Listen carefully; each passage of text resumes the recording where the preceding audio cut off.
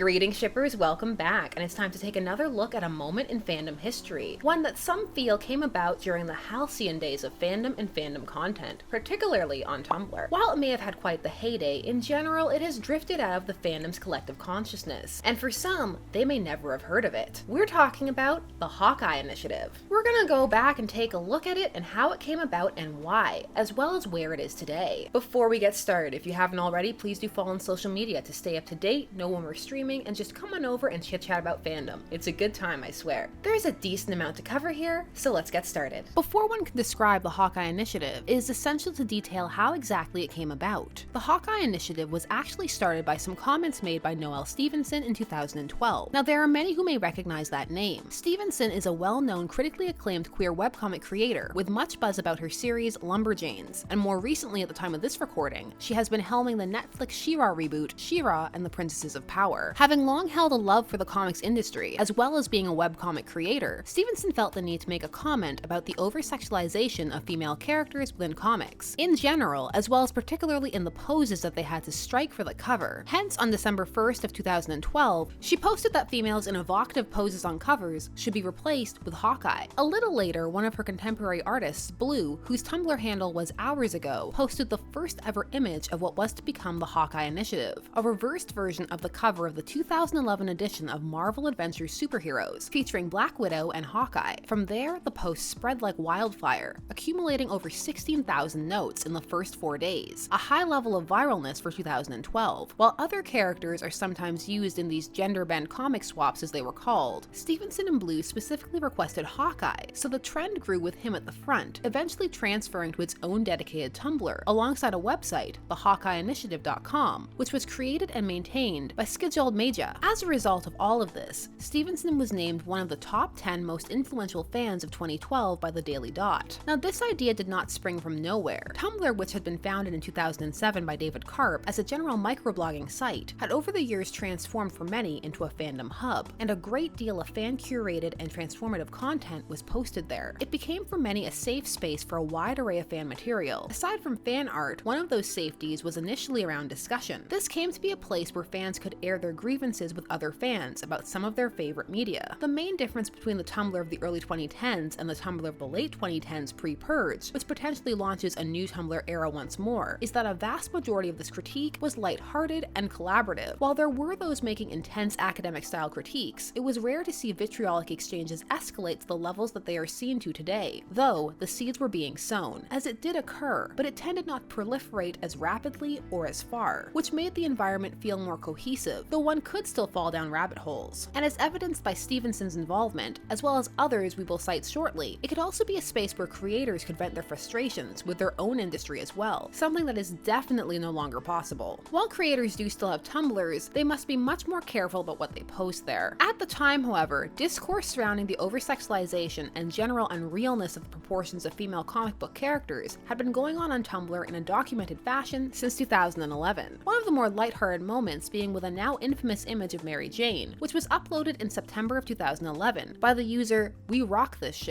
with a reblog by Fox McCloud adding a photo of himself struggling to get into the pose, which prompted other users to attempt to recreate the pose themselves. At the same time, in September, the blog Escher Girls was launched. This critiqued the hypersexuality of the female superhero pose, and how strength was equated with overt sexuality, and how the positions the women were placed in were at times literally impossible to achieve, hence the blog's name, taken from famed Dutch artist MC Escher, known for creating elaborate paintings and works of reality-bending optical illusions. So the stage was set and primed for the Hawkeye Initiative, and it was then helped along by an online new media push by then burgeoning up-and-coming websites. The Hawkeye Initiative Tumblr was created quickly, launching on December 2nd of 2012, a mere day after Stevenson's comment and Blue's first drawing, with the tagline by Stevenson, aka Ginger Hayes, proudly on display as the Tumblr's mantra: how to fix every strong female character pose in superhero comics. Replace the character with Hawkeye doing the same thing. 18 hours hours later, the blog already had 10,000 followers, and within the next few days, it was featured in some form or another on Metafilter, IO9, Kotaku, BuzzFeed, The Mary Sue, The Daily Dot, and several others. Famed comic author who was also very active on Tumblr at the time, Gail Simone, called it the best thing in the history of historical anything,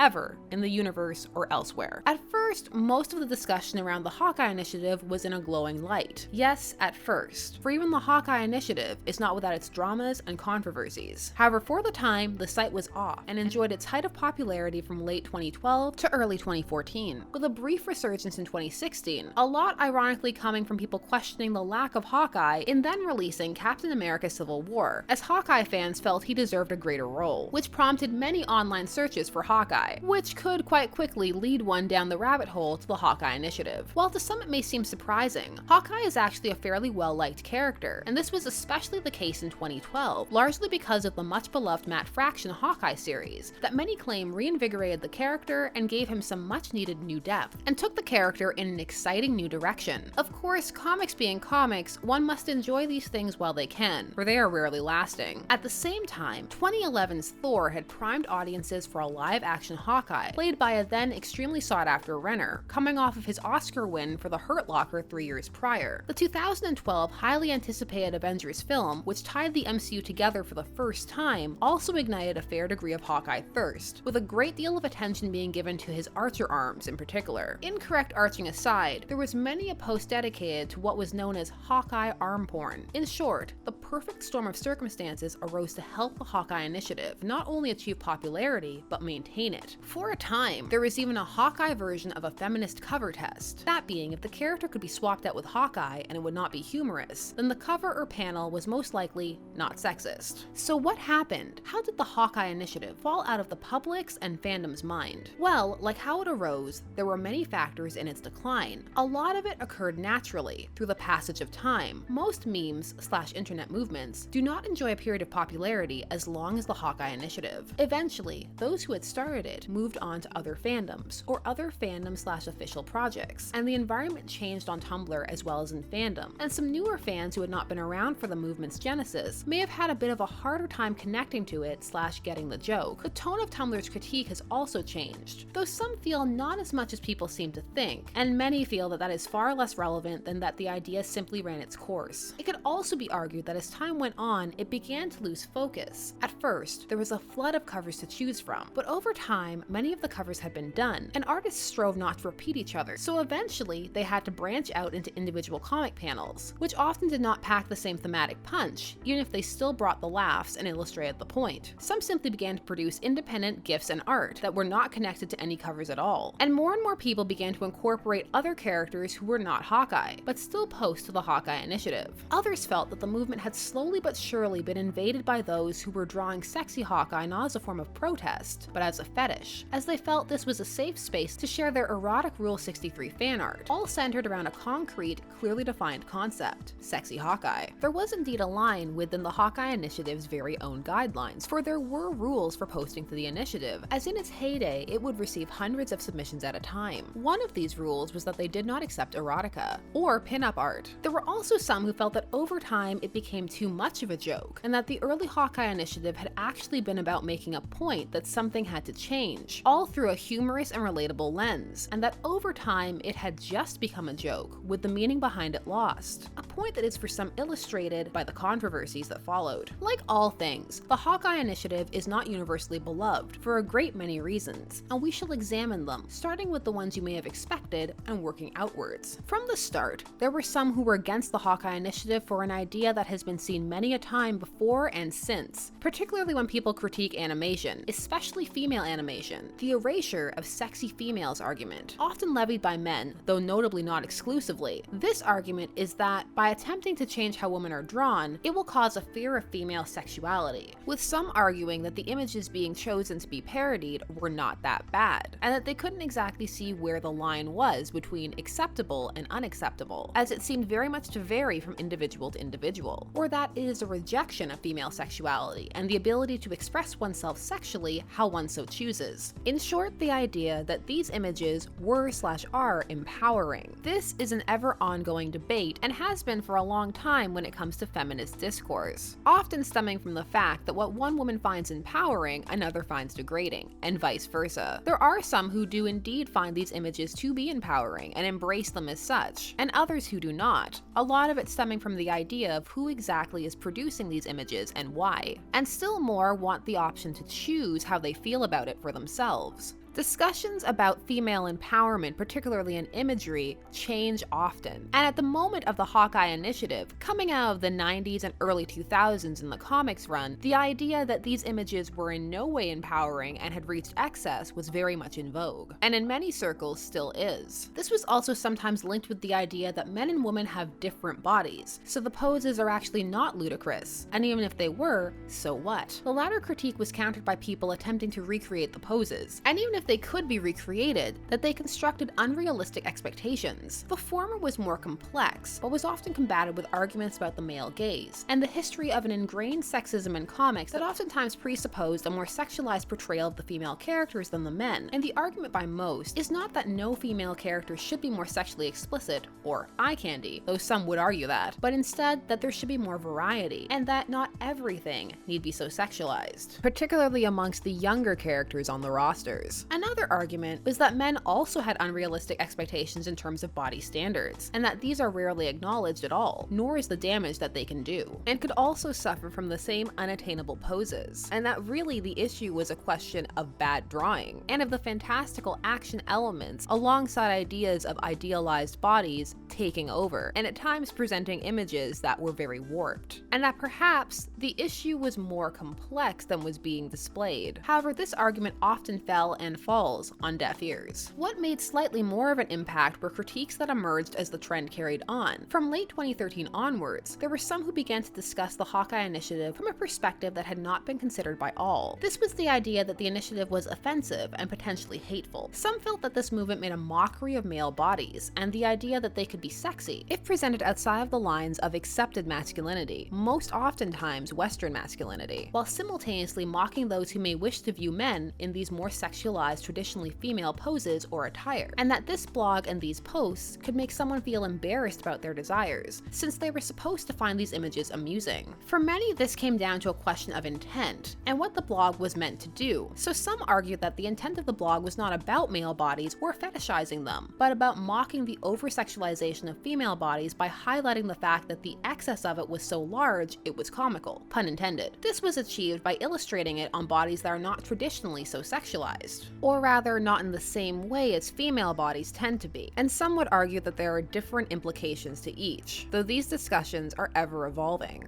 The argument here was that one could find these images appealing if they wanted to, but that was not the blog's main focus, nor was there any intent to make people who found these images appealing feel bad, just that if one was coming to the blog for that kind of validation, it may be the wrong blog for them, as certain blogs have very specific focus, and initially the Hawkeye Initiative was one of them. However, for some, intent did not matter, only the potential result. Now, for some who took issue with the Hawkeye Initiative, it went beyond the use of the male body for amusement, and instead into an arena of transphobia. This could be attached to the aforementioned complaints, but tended to branch off and become more specific. For example, some claimed it was impossible to present male bodies this way without it being transphobic, because of the pervasive transphobia inherent within society, that tended to turn those bodies and anything that could be related to those types of bodies into a joke, and hence any attempt at humor would become fundamentally transphobic because of a center of bias. This critique would go on to say that the point that female poses and costumes can be quite unnecessarily revealing and impractical could be lost in the presentation, and really these issues should only be presented with women. While some agreed, others felt that this was missing the point and getting dangerously close to one of those unwinnable conversations about how one should discuss society's inequalities, creating its own hierarchies within that said discussion, as some artists felt that they had been trying to make the point about female stereotypes for years and had been ignored, and that it was the surprise value that came from playing off of these stereotypes of masculinity and femininity that illustrated the point that they were unnecessary and silly, and that the lighthearted tone was just that, lighthearted, and meant to make the post more accessible, not malicious or harmful, and that the context mattered, and that it was important to be able to separate the joke and the point from the actual presentation and expression of trans persons. However, for some, the Hawkeye Initiative and the love surrounding it are inherently problematic, and yet another example of elevating one group by stepping on another. These discussions can oftentimes be complicated, and mileage can very much vary. Some feel, however, that all of the above is overanalysis, and that the initiative is meant to be seen, absorbed, and then one should look differently at comic covers. This is exemplified by when Jeremy Renner was asked whether he knew about the Hawkeye Initiative, as seen in an interview done for Cinema Blend and posted on the Mary Sue, wherein Jeremy Renner was shown the Hawkeye Initiative when he made it clear he was unaware of it, with interviewer Christy Pucko stating, "There are literally hundreds of images of your Hawkeye in all these different forms, including cosplay, where men try to achieve the back-breaking poses that show off their chests and behinds. Now that I've exposed you to it, what are your thoughts on the Hawkeye Initiative?" To which Renner replies, "Well, I'd have to know more about it. At first glance, it's terrifying. Maybe there's something, I'm trying to figure out why. Is it sort of a commentary on how women are portrayed in comics, as sex symbols only? For those who were in this movement from the start, the fact that this reaction could be gleaned by someone who at the time, despite portraying the character, was pretty unaware of comic fandom and especially Tumblr fandom, to understand the message at a first glance meant that it accomplished its purpose. Over time, people posted to the Hawkeye Initiative less and less, and as interest continued to wane, the initiative existed as a memory for many fans, something they revisited when the mood struck them, and a potentially humorous discovery for new fans. However, now, at the time of this recording, it has been 2 years since anything has been posted or updated on the Hawkeye Initiative's Tumblr, that being late 2016. And that's not the only reason people had concerns about this blog on Tumblr. Tumblr, at the time of this recording, has instituted a massive adult content purge, banning all adult content from its site, which we have discussed in a previous video, so if you missed it, check that out. You can click the card or the link will be down below. The bot that is being employed has currently been woefully inaccurate, targeting safe for work pieces as often as not safe for work ones. Notable as well is the fact that the porn bots that have been plaguing people for years have still been doing so throughout this very purge. A purge that some feared would affect journals such as this one, banned for sexualized fan art of already hypersexualized official art. However, as of the time of this recording, that has not come to pass. The blog no longer comes up when initially searched on Google, but if one does a search within Tumblr itself, it is still there, and appears for the most part to be fully intact. And of the art that is missing, much of it seems to have been deleted pre-purge. What is gone, however, is the official tie-in website. The link now takes one to the GoDaddy domain page. Now to access the website, one must use the Wayback Machine, an internet archive that houses deleted pages. Though contrary to popular belief, it does not house all lost pages. There are some sites that are indeed lost forever. However, for now, the Hawkeye Initiative is not one of them. For a time, the Hawkeye Initiative was a beloved, and despite its controversies, positive internet movement that brought people together to critique practices they did not enjoy in a creative and entertaining way, and it will go down as a moment in fandom history. Were you a fan of the Hawkeye Initiative? Were you aware of it? How do you feel about it? Share all of your thoughts and feelings down below. And here's one more for you. How do you feel about Hawkeye? As always, that is too many questions, so you know the drill. Answer as many as you can, numbered if possible. I love a good essay comment. A lot of you are really getting into the essay comments. I love it. There are, as always, more videos coming soon, so if you haven't already, please do subscribe and hit that bell notification so that you never miss a vid. I, as always, appreciate you taking some time out of your day to spend it discussing fandom with me. I will see you all again soon, and until then, let's get the outro. Bye-bye. This has been Shipper's Guide to the Galaxy. Don't forget to like, share, comment, and subscribe. Special thanks to all of my patrons, names on the side, for helping to make these videos possible. There are, as always, more videos coming soon, so until then, stay tuned, for there are as many ships out there as there are stars in the sky.